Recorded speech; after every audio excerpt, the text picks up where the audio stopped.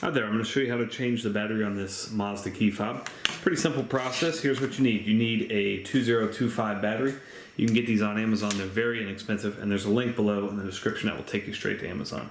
And then a little screwdriver like this. It doesn't have to be exactly like this, but something around this size is about what you need. Okay, first order business, go ahead and slide the actual key out.